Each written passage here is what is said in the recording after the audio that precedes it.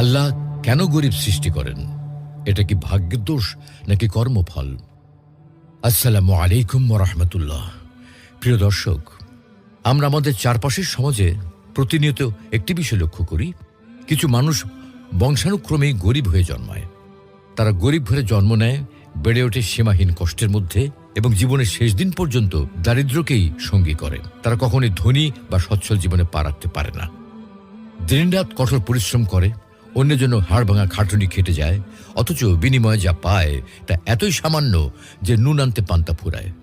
এই কথাটি যেন তাদের জীবনের বাস্তব প্রতিচ্ছবি হয়ে দাঁড়ায়।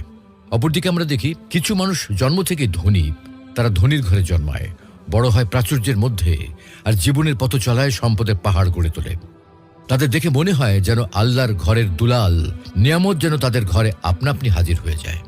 এমন পরিস্থিতিতে আমাদের মনে স্বাভাবিকভাবেই একটি প্রশ্ন জাগে, আল্লাহ কেন এভাবে বৈষম্য সৃষ্টি করলেন? কেন কিছু মানুষ বিনা দোষে গরিব হয়ে জন্মায়? এজন্য কে দায়ী? তাদের ভাগ্য, কপালের লিখন, নাকি নিজেদের কোনো কর্মদোষ?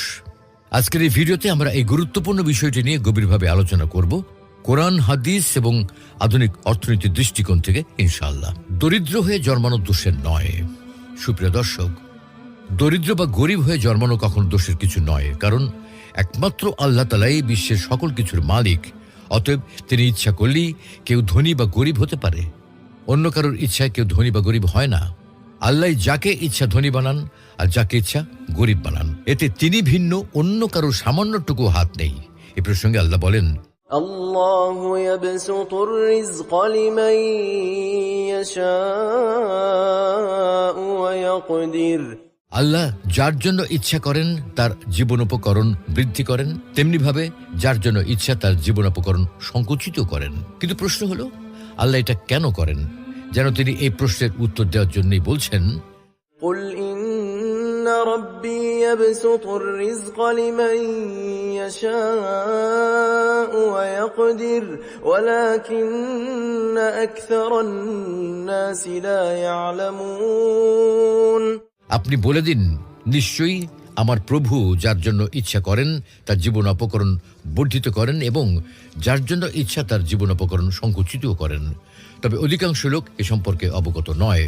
নবী সাল্লাল্লাহু আলাইহি ওয়াসাল্লাম ইরশাদ করেন, আল্লাহ তাআলা নিজ বান্দাদেরকে বলেন, হে আমার বান্দারা, তোমরা সবাই ক্ষুধার্ত, শুধু সেই আহারকারী যাকে আমি আহার দেব। অতএব তোমরা আমার নিকট আহার চাও, আমি তোমাদেরকে আহার দেব। হে আমার বান্দারা, তোমরা সবাই বিবস্ত্র, শুধু সেই আবৃত যাকে আমি আবরণ দেব। অতএব তোমরা আমার নিকট আবরণ চাও।